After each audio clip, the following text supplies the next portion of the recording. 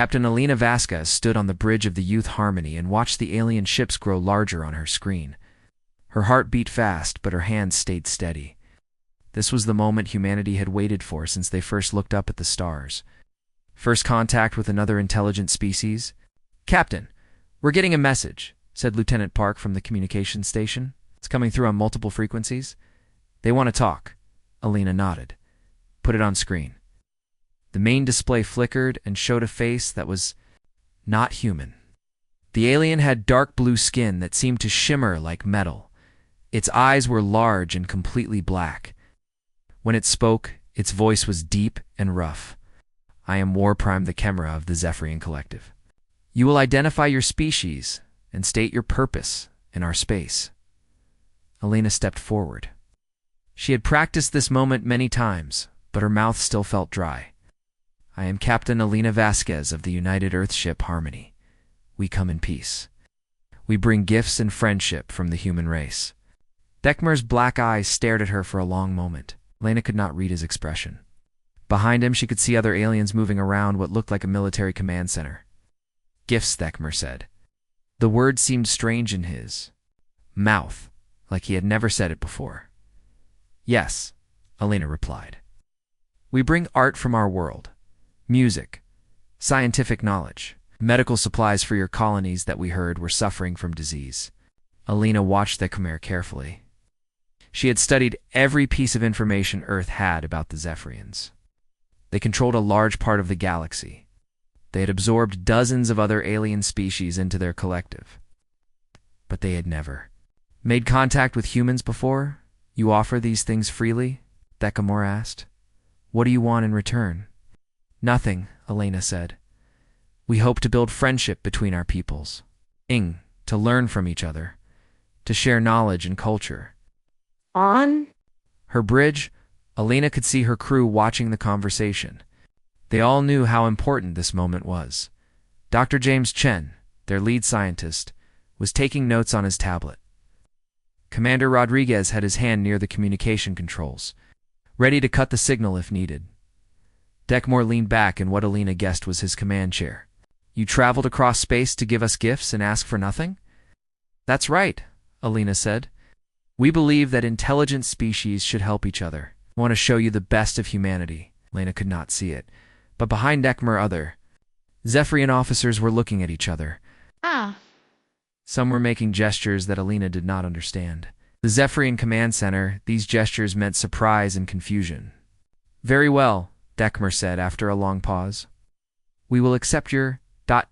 gifts. Send a small ship to our vessel. We'll examine what you bring." "Thank you," Alina said. "We look forward to meeting your people face to face." The communication ended, and the screen went back to showing the Zephyrian ships. Alina turned to her crew. "Dr. Chen, prepare the cultural package. Commander Rodriguez, ready Shuttle Bay 1. I want our best pilots for this mission."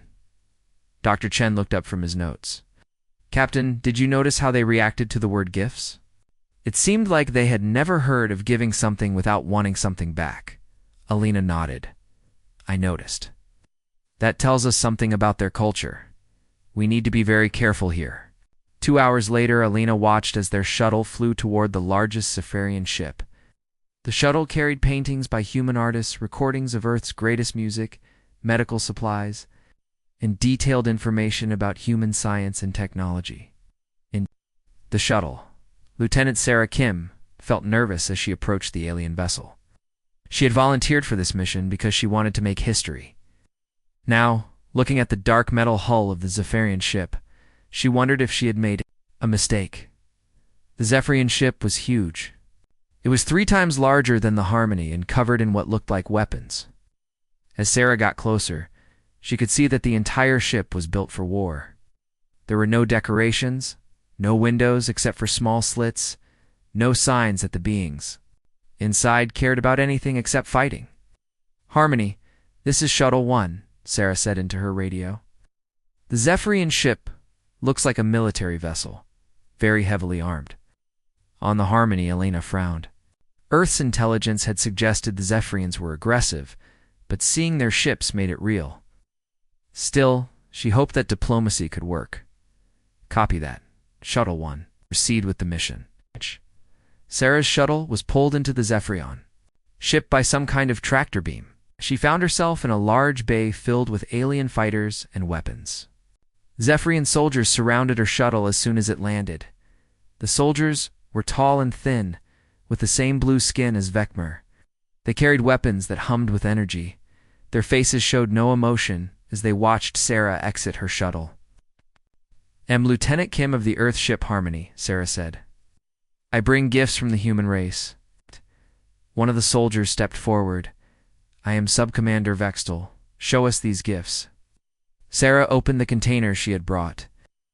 Painting of a sunset over Earth's ocean. The Zephyrians stared at it without understanding. "This is art," Sarah explained. "Humans create beauty for its own sake. This painting shows our homeworld." Vextel touched the painting with one long finger. "What is its purpose? Does it have weapons? Does it contain information?" "No," Sarah said. "It exists only to be beautiful, to make people feel peaceful when they look at it." The Zephyrians looked at each other again. Sarah could see they did not understand. She tried to explain human music, but got the same confused reactions. When she showed them the medical supplies, they seemed more interested. "These chemicals heal sickness?" Vextel asked. "Yes," Sarah said. "We heard that some of your colonies had a plague. These medicines can help cure it. And you give this freely? You want no payment?" "That's right. You want to help." Vextel was quiet for a long time, and he spoke into a device on his wrist in the Zephyrian language. Sarah could not understand the words, but she could hear surprise. In his voice, what Sarah did not know was that Vextel was reporting to War Prime Vecmer. He was telling his commander that the humans seemed weak and foolish. They gave away valuable things for nothing. They created useless objects they called art. They spent time and energy helping others without getting anything back. In this Zephyrian mind, this could only mean one thing. The humans were too weak to take what they wanted by force. They tried to buy friendship because they could not win it through strength. Vecmer listened to the report and smiled for the first time in months. The humans would be easy to conquer.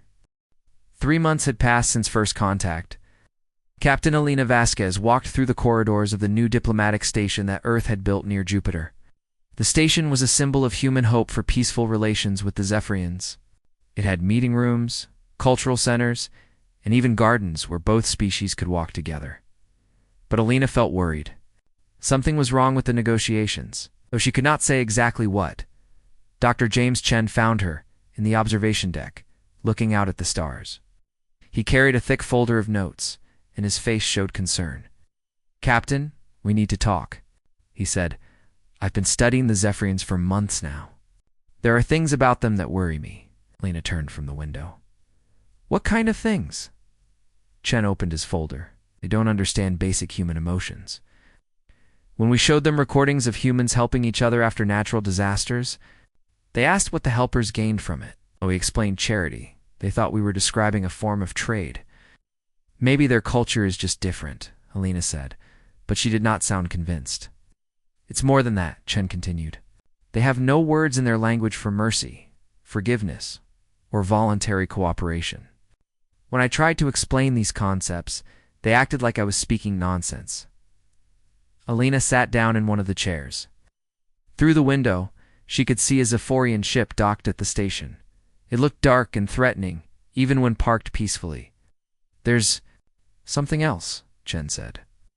"I've been analyzing their past conquests. Every species they've absorbed was taken by force. I've never had a peaceful merger or alliance, ever."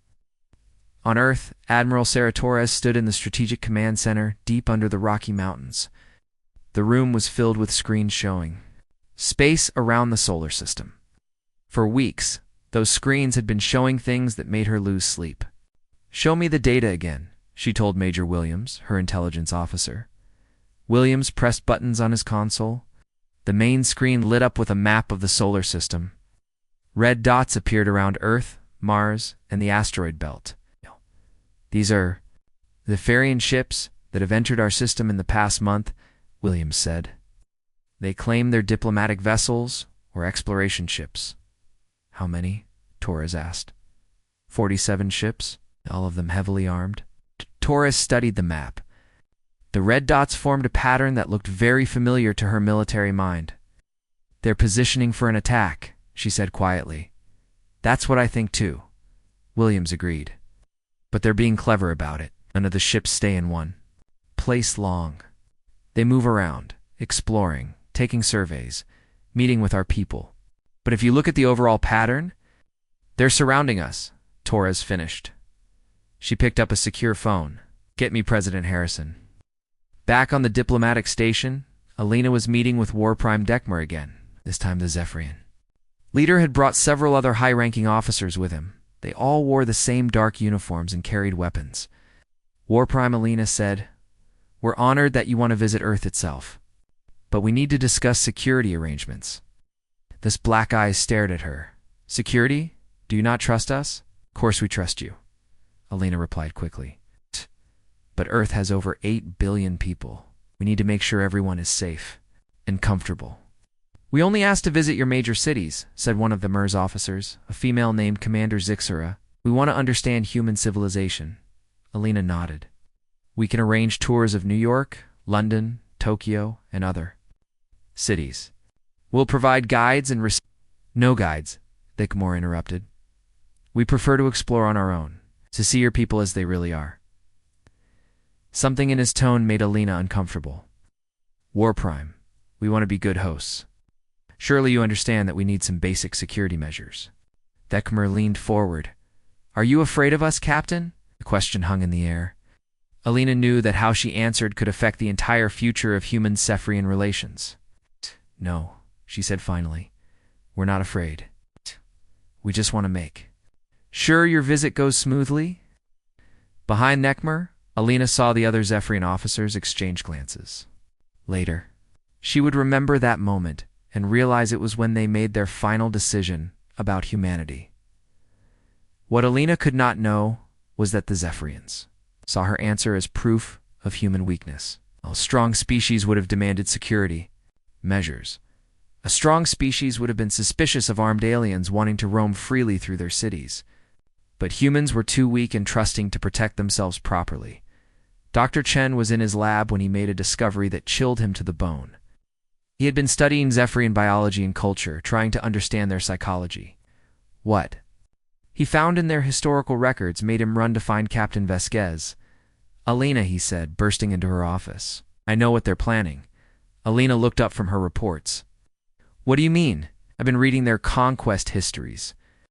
Every time they invade a new species, they follow the same pattern. First, they send diplomats and traders. Then they ask for access to major population centers. Finally, they launch simultaneous attacks from inside those population centers." Alina felt cold, "Are you sure?" "Look at this," Chen said, showing her his tablet. The Corvin species. The Zephyrians asked for cultural exchanges, then attacked their capital cities from the inside. The Yiltar civilization, same pattern. The Nexus worlds, same thing. Alina stared at the information. "We need to contact Earth immediately." But when Alina tried to send a message to Earth, she found that communications were being blocked. Ow. The Zephyrian ships around the station were jamming all signals. On Earth, Admiral Torres was in an emergency meeting with President Harrison and the Joint Chiefs of Staff. The situation room was tense. Madame President Torres said, "We have 47 armed alien ships in our system.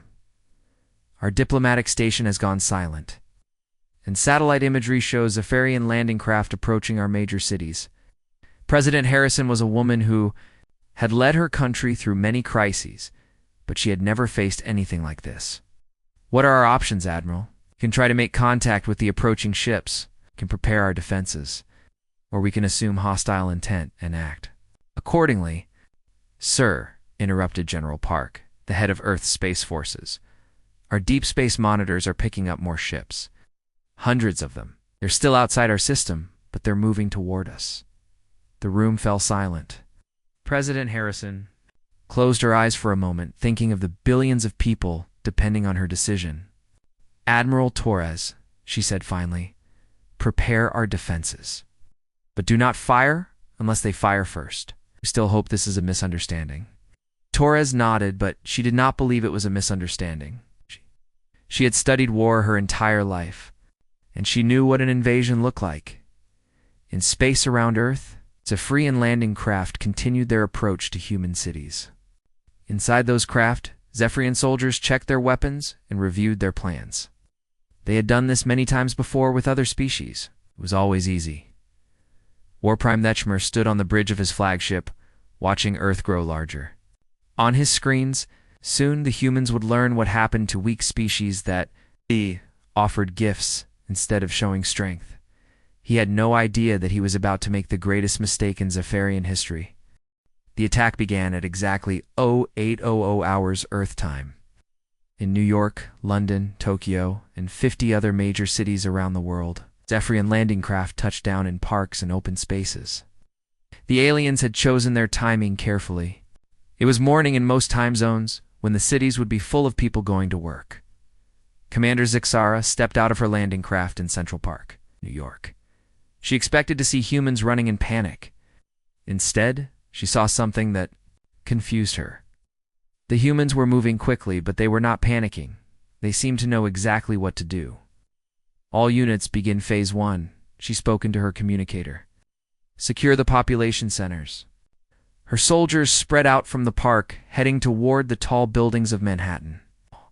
They carried weapons that could cut through metal and stun large groups of humans at once.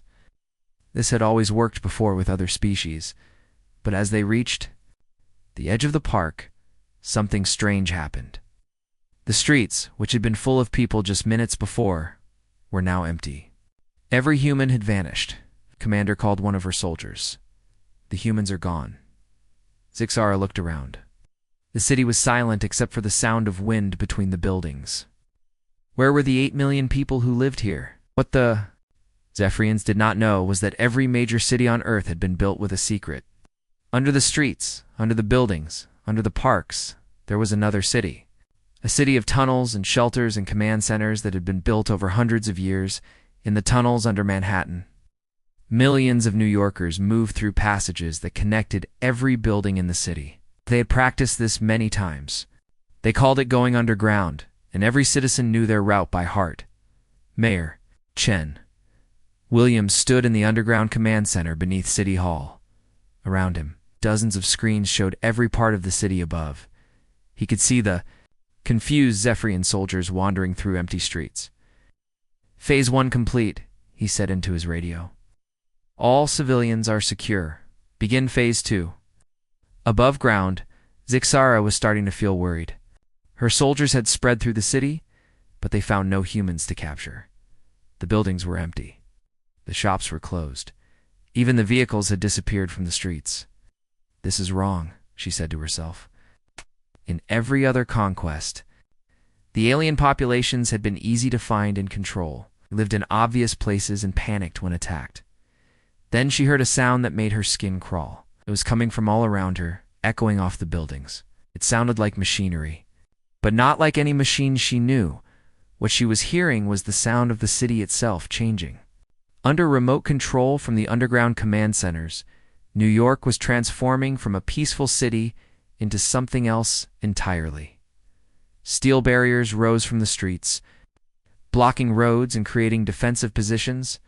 Windows in the tall buildings slid shut and were replaced by narrow slits.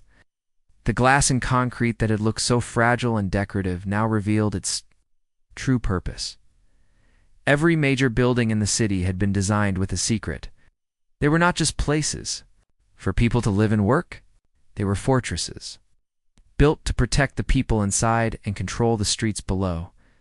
Zixara watched in shock as the building next to her changed shape. What had looked like a normal office building now bristled with weapons that pointed down. At the street, the decorative sculptures on the roof unfolded into communication arrays and defense systems. Command, this is Zixara, she said into her communicator, trying to keep the fear out of her voice. The humans have disappeared and their city is ... changing. In orbit around Earth, Warprime Decamore received similar reports from all his ground commanders. Every city was the same. The humans had vanished and their settlements were turning into military bases. "This is impossible," he said to his bridge crew. "They showed no weapons. They gave us gifts. They trusted us to walk freely in their cities." Intelligence officer, a nervous young Zephyrian named Kexvolume, looked up from his instruments. "War Prime, I'm detecting massive energy signatures from under the human cities. It appears they have extensive underground networks." Thekmer stared at the image of Earth on his main screen. "Are you telling me that their entire civilization has a second level we never detected?" "Yes, sir. And War Prime, there's something else. I'm picking up movement in space. Human ships are approaching from the asteroid belt and outer planets." Thekmer felt a chill run through his body. "How many ships?" I'm not sure, sir. They're using some kind of stealth technology. Our sensors can barely detect them." On Earth, Admiral Torres stood in the Strategic Command Center, which was buried 3 miles under the Rocky Mountains. The room was filled with military officers coordinating the defense of the planet. But Torres was not afraid. She was angry. "Status report," she called out. "All cities have completed Phase 2 transformation," reported Colonel Martinez. Civilian. "Populations are secure in underground shelters. Ground forces are in position. Space forces. The 4th Fleet is moving in from the asteroid mining stations. The 6th Fleet is coming up from the Jupiter colonies. 15 minutes. Torres nodded. For 50 years, humanity had been preparing for this day. Not because they wanted war, but because they knew that in a dangerous galaxy, peaceful species needed to be ready to defend themselves. "Open a channel to all Zephyrian forces," she ordered. Back in New York, Zixara was trying to find a way out of the city when every screen and speaker around her came to life. A human face appeared on the displays. It was a woman in a military uniform, and her eyes were hard as steel. "I am Admiral Sarah Torres of the Earth Defense Forces," the woman said. "You have made a serious mistake." Zixara stared at the screen. This human looked nothing like the smiling diplomats she had met before. "You came to our worlds as guests," Torres continued. "We welcomed you with open arms. We shared our art, our music, our medicine, trusted you enough to let you walk freely. In our cities," the Admiral's voice grew colder. "That trust was a gift. You have thrown it away." In orbit, Dekmer was listening to the same broadcast. He realized with growing horror that he had completely misunderstood humanity. "You thought our kindness meant we were weak," Torres said. "You thought our willingness to help others meant we could not defend ourselves. You were wrong." Around Earth, human ships began to appear.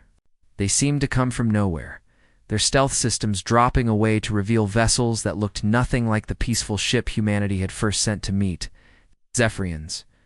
These ships were built for war. They were fast, heavily armed, and there were hundreds of them. "We are not weak," Torres said. "We're not defenseless.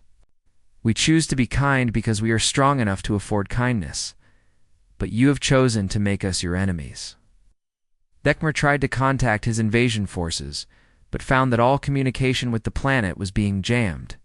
Somehow, the humans had taken control of all electronic signals in the area. "All Zephyrian forces have 30 minutes to surrender," Torres announced.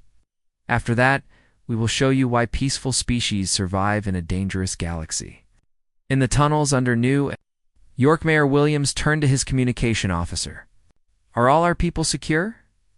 "Yes, sir. Every civilian is in a hardened shelter. All defensive systems are online." Williams nodded. Like every leader on Earth, he had hoped this day would never come. But he was ready for it. Above ground, Zixara looked at her soldiers. They were trained fighters, veterans of many conquests. But for the first time in their lives, they looked afraid. The humans had seemed so weak, so trusting, so easy to defeat. Now those same humans had made them prisoners in their own cities, surrounded by weapons they had never seen before. Zixara began to understand that her people had made a terrible mistake. The humans had not been weak. They had been testing the Zephyrians, giving them every chance to choose friendship over conquest.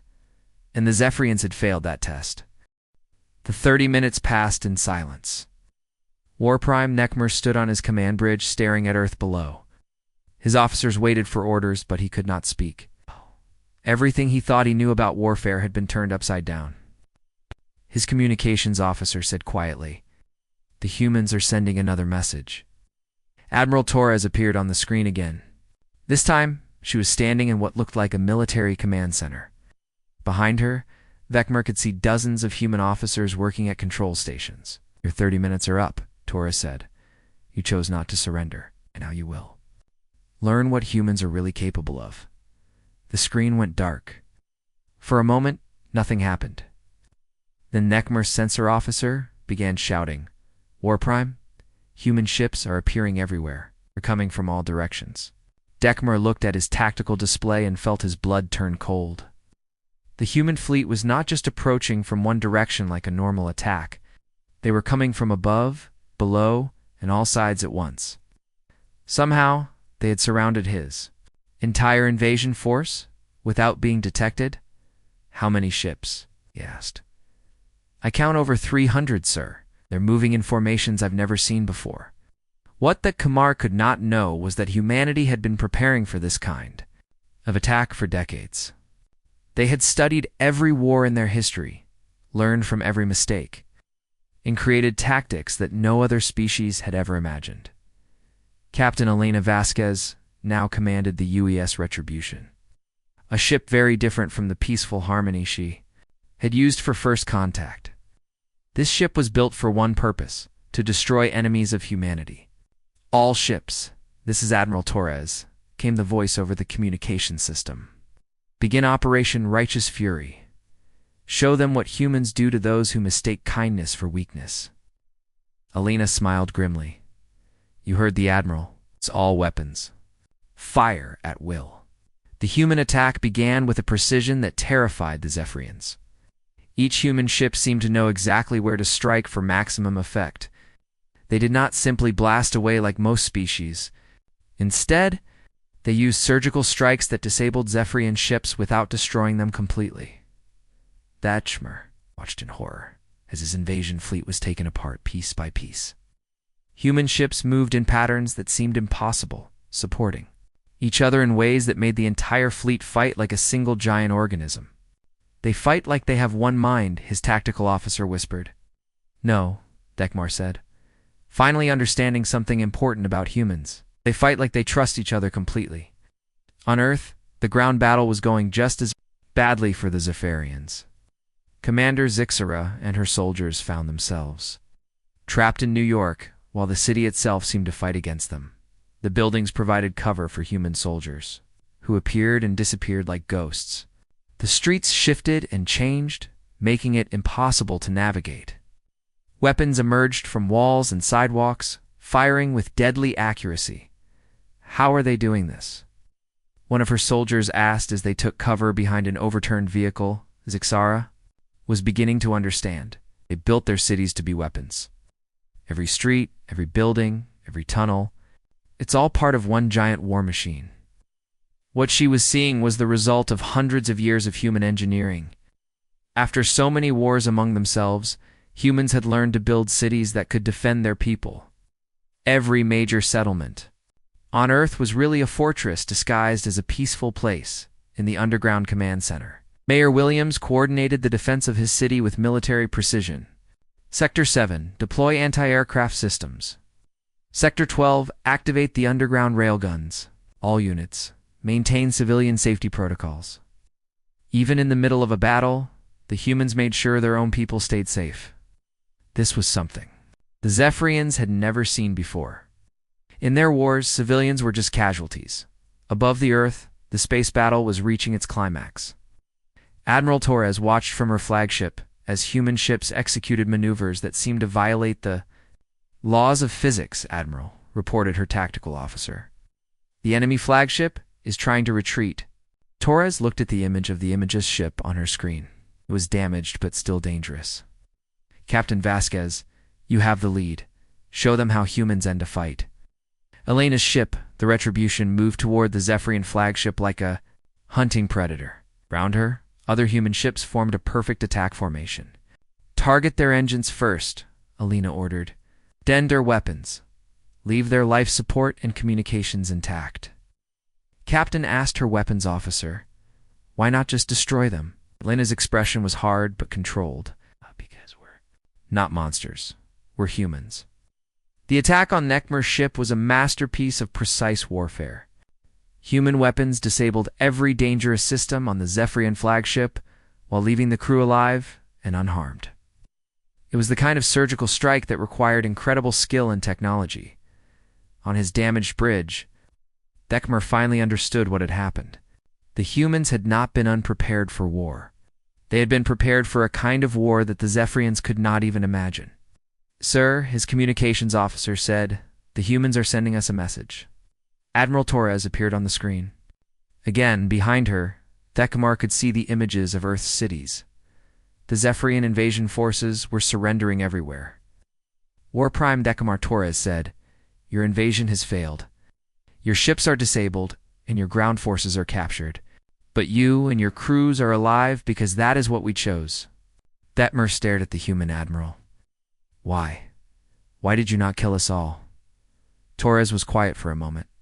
"Because that is not who we are. We fight to protect ourselves and others. We do not fight for pleasure or conquest." "But we attacked you," the Nekmer said. "We tried to enslave your species." "Yes, you did," Torres replied. "And now you will face the consequences. But those consequences do not include the complete destruction of your people." Nekmer felt something he had never experienced before. It took him a moment to recognize it as shame. "We have sent word to the rest of your fleet," Torres continued. "The ships approaching our system have stopped their advance. They are waiting to see what happens to you." "What will happen to us?" Nekmer asked. "That depends on you," Torres said. "We can continue this war until one of us is destroyed, or we can find another way." For the first time in his life, Nekmer began to question everything the Zephyrian collective believed about strength and weakness. In the cities of Earth, Zephyrian soldiers were laying down their weapons and surrendering to human forces. They expected to be killed or tortured, as they would have done to defeated enemies. Instead, human medics treated their wounded. Human soldiers gave them food and water. Human engineers began repairing the Zephyrian ships so their crews could survive. Commander Zixara sat in a holding area in New York, surrounded by her captured soldiers. She watched through a window as human workers brought medical supplies to treat injured Zephyrians. "Commander," one of her soldiers whispered, "they're helping us." "Why are they helping us?" Zixara had no answer.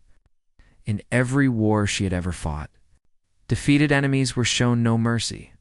But these humans seemed to care more about preserving life than about revenge. A human soldier approached her. He was young, probably younger than most of Zixara's troops. But his eyes held a confidence that came from knowing his people had won. "Commander," he said politely, "Admiral Torres would like to speak with you." Zixara followed the human soldier. Through corridors that led deep underground, she was amazed at what she saw. The underground city was as large and complex as the surface city above. Humans had built a complete civilization that could survive any attack. Admiral Torres was waiting. In a conference room, she gestured for Zixara to sit across from her at a simple table. "Commander, I want you to understand something," Torres said. "We did not want this war. We hoped that your people could be our friends." Zixara stared at the human admiral. "Defeated us completely. Why do you speak of friendship?" "Because," Torres said, "we believe that even enemies can choose to become something better." For the first time in her military career, Commander Zixara began to cry. 6 months after the failed invasion, Warprime Nekmer stood in the same conference room where he had first spoken with Captain Elena Vasquez. But everything had changed. He was no longer a conqueror. He was a prisoner who was slowly learning to be something else. Admiral Torres sat across from him at the table. Between them lay documents that would change the future of both species. "These are our terms," Torres said. "Your fleet will return to Zephyrian space. Your invasion forces will go with them. But first you will help us deliver medical supplies to the worlds your collective has conquered." Nekmer looked at the papers without understanding. "You want us to help you give aid to our former enemies?" "They are not your enemies anymore," Torres replied. "They're suffering people who need help. The plague that has been spreading through your territory does not care about politics or conquest." Dr. James Chen, who had been quietly observing the negotiations, leaned forward. War Prime, we have studied the disease that is killing millions in your space. We can cure it. But we need your ships to carry the medicine to every infected world. Ekmer stared at the two humans. Why would you help the people we conquered? They mean nothing to you. They mean everything to us, Torres said simply. They are alive. That is enough. For 6 months, that Kamar had been learning about human concepts that had no equivalent in Zephyrian culture. Words like compassion, forgiveness, and redemption. At first, he thought the humans were trying to trick him. But slowly, he began to understand that these concepts were real and powerful. Captain Alina Vasquez entered the room, carrying a data pad. She had spent the last months working with Zephyrian officers, teaching them about human methods of cooperation and peaceful problem-solving. Admiral, she said, the first supply convoy is ready to depart. Commander Zixara has volunteered to lead the Zephyrian escort ships. Vekmer was surprised. Zixara volunteered. Alina nodded. She said she wanted to see what it felt like to bring life instead of death to other worlds. In another part of the station, Commander Zixara was indeed preparing for a mission unlike any she had ever undertaken. Her ship was loaded with human medical supplies, food, and engineering equipment. For the first time in her military career, she was going to help people instead of conquering them. Dr. Chen had spent weeks teaching her about the medicines they were carrying. This one stops the plague virus from spreading, he had explained. This one helps the body fight the infection. This one repairs the damage the disease has already done. And you give all of this away for free?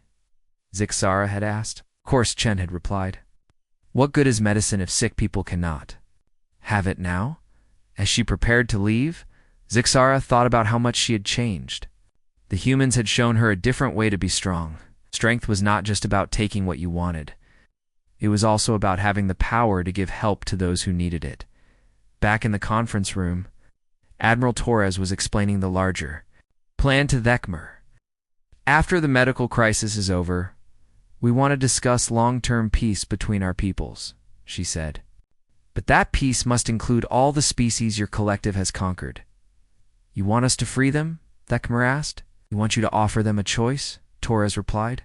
Those who want to stay with your collective can stay. Those who want independence can have it. And those who want to join a larger alliance of peaceful worlds can do that too. Vekmer was quiet for a long time. The idea of giving conquered peoples a choice was completely foreign to Zephyrian thinking. And if we refuse? Torres looked at him with eyes that were kind but firm. Then we will continue to oppose you. But we would prefer to work with you, even after we tried to destroy you. Especially because you tried to destroy us, Torres said. It proves that you are capable of making big decisions. We hope you can learn to make better ones. In the weeks that followed, something unprecedented happened in the galaxy. Zephyrian ships, escorted by human vessels, began appearing in star systems that had been ravaged by plague. They brought medicine, food, and hope to billions of suffering people. Many of these people had been conquered by the Zephyrians decades or centuries before. They expected the worst when Zephyrian ships appeared in their skies. Instead, they found aliens working alongside humans to save lives. On the planet Cathara, a former Zephyrian colony world commander, Zixara walked through a hospital that had been treating plague victims for months. Human doctors worked beside local physicians, sharing knowledge and techniques. Commander said Dr. Sarah Kim, who had been one of the first humans to meet the Zephyrians. The infection rate has dropped by 80% since we arrived. Zixara watched as a human nurse taught a young Ketharan medical student how to use a new kind of healing device. The student listened carefully, asking questions in broken English. They are not afraid of us anymore, Zixara observed. Were you expecting them to be? Dr. Kim asked. Yes, Zixara admitted. We conquered their world. We took their freedom. They should hate us. Dr. Kim was quiet for a moment. Some of them do. But most of them are too busy trying to rebuild their lives to spend time on hatred. The humans taught them that. The humans showed them that it was possible, Dr. Kim corrected. But they chose it for themselves. Back in the Sol system, War Prime, that Chamar was learning about human history. Admiral Torres had given him access to human databases, where he read about the countless wars humans had fought among themselves. What amazed him was not how often humans fought, but how often they stopped fighting. Again and again throughout their history, humans had found ways to turn enemies into allies, to build peace from the ashes of war. "How do you do it?" he asked Torres during one of their meetings. "How do you trust people who have hurt you?" Torres thought about the question carefully. "We do not forget what they did, but we do not let the past control the future either. We give people the chance to become better than they were. And if they do not take that chance, then we protect ourselves and others from them. But we always offer the chance first." Vecmer was beginning to understand something fundamental about human nature. They were not weak because they offered mercy. They were strong enough to take the risk that mercy required. 3 months later, representatives from a dozen species met on a space station in neutral territory. The meeting had been organized by humans, but it was attended by former Zephyrian subjects, who were now free to make their own choices. Some chose to remain with the Zephyrian collective, which was slowly learning new ways of governing that did not require conquest. Others chose independence. Still others joined the growing alliance of peaceful worlds that humans were helping to organize. War Prime Dekmer, who now used the title Peacekeep Dekmer, signed the Galactic Cooperation Treaty on behalf of his people, as he wrote his name. On the document, he thought about how different his life had become. "Peacekeep," said Admiral Torres, who stood beside him at the signing ceremony. "What will you tell your people when you return home?" Ekmer looked at the assembled representatives of dozens of species, all working together to build a better galaxy. "I will tell them," he said, "that we learned the difference between strength and power. Power is the ability to take what you want. Strength is the wisdom to know when not to use that power." Torres smiled. "And what else?" "I will tell them that the humans taught us the most important lesson in the galaxy. True strength comes from lifting others up, not tearing them down." As the ceremony ended, Vecmer looked out through the station's windows at the stars. Somewhere out there, Zephyrian and human ships were working together to help people they had never met. Former enemies were becoming friends, and the galaxy was becoming a little bit safer for everyone. He thought about the moment when his people had first met the humans. They had offered gifts and friendship, and the Zephyrians had seen only weakness. Now he understood that those gifts had been the greatest show of strength in galactic history. It took incredible power to choose kindness when you could choose conquest. It took true courage to offer your hand to strangers when you did not know if they would take it or cut it off. The humans had been strong enough to be kind, and in the end, that kindness had saved both their species and his. The galaxy would never be the same.